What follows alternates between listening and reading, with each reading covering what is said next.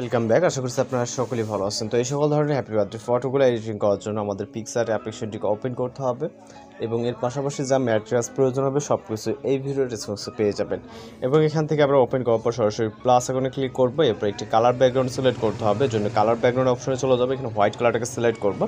আপনি চাইলে আপনার ফোন থেকে হোয়াইট ব্যাকগ্রাউন্ডে ফটো সিলেক্ট করতে পারেন, অথবা এখানে বিভিন্ন কালার পেয়ে যাবেন, এর থেকে হোয়াইটটাকে সিলেক্ট করবেন।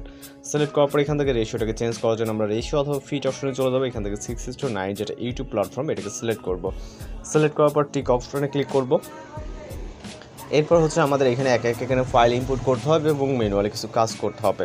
তো ফাইল ইনপুট করার জন্য এখান থেকে অ্যাড ফটো অপশনে ক্লিক করব। এরপর হচ্ছে আমরা একটি ফটোকে সিলেক্ট করব এবং এটাকে অ্যাড করব।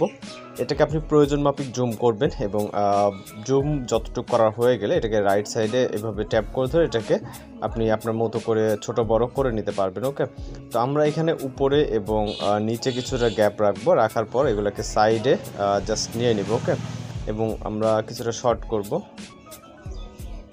ওকে, আপনি এইভাবেও কিছুটা শর্ট করে নিতে পারেন। ওকে, প্রয়োজন মতো দেন আমরা এই বরাবর রাখবো। ওকে, উপরে যেহেতু একটু টেক্সট অ্যাড করব, তো আরও কিছুটা ছোট করে নিব জাস্ট এই বরাবর।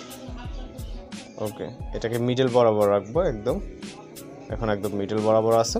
দেন এইখান থেকে আমরা ফটোস ইম্পোর্ট করবো, এই জন্য অ্যাড ফটোতে ক্লিক করবো। এখানে কয়টা লাইন আছে ওই অনুযায়ী আপনি ফটো অ্যাড করতে পারবেন। তো এই আমরা কিছু ফটোস সিলেক্ট করব, সিলেক্ট করে অ্যাড করে নিব। ওকে, এবং এইখানে ফটোসগুলো আমরা আপাতত এক সাইডে চালিয়ে রাখতে পারি। ওকে, এখানে জাস্ট ক্লিক করে আপনি কিছু কিছু এক সাইড করে রাখতে পারবেন আপাতত। তো এখন আমরা হচ্ছে এটাকে আপাতত এই সাইডে রাখি এবং একটা একটা করে কাজ করব। ওকে, এটাকে ফুলি রোটেট করে সোজা করব এবং এই পিকচারে ক্লিক রাখা অবস্থায় এখান থেকে আমরা ব্লেন্ড অপশনে চলে যাব এবং এখান থেকে স্ক্যান, দেন এইটাকে আমাদের যতটুকু প্রয়োজন মনে হয় ততটুকু করব।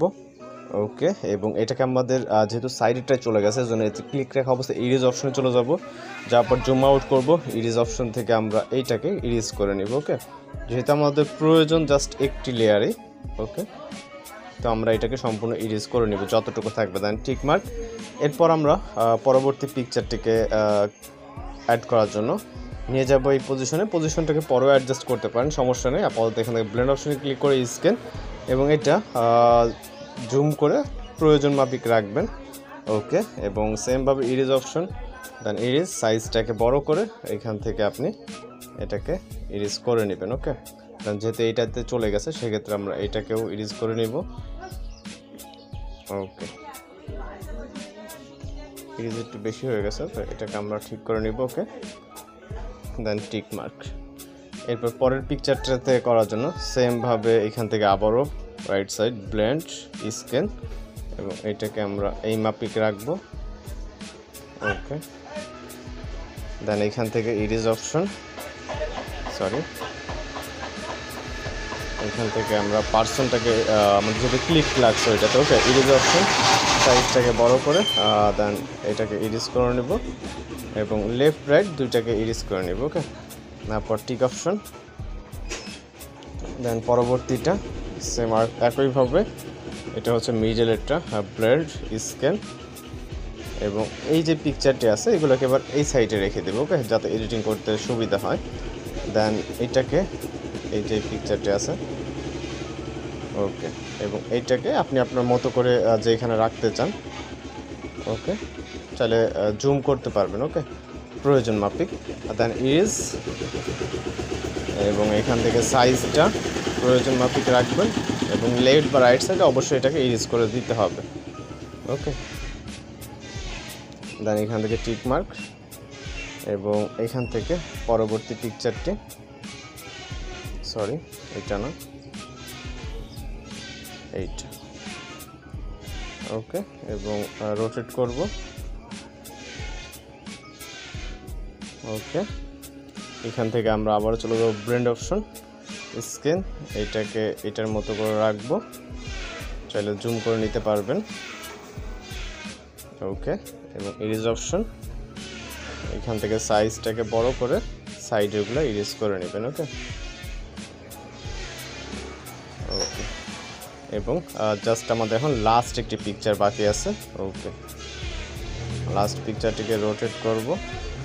এখান থেকে আমরা চলে যাব ব্লেন্ড অপশন, স্ক্যান।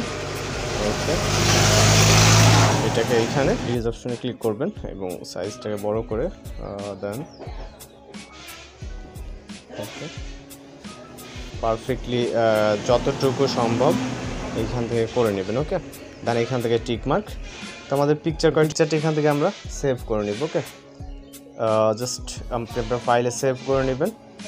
ওকে, সেভ করার পর এখান থেকে আমরা ব্যাক চলে যাব।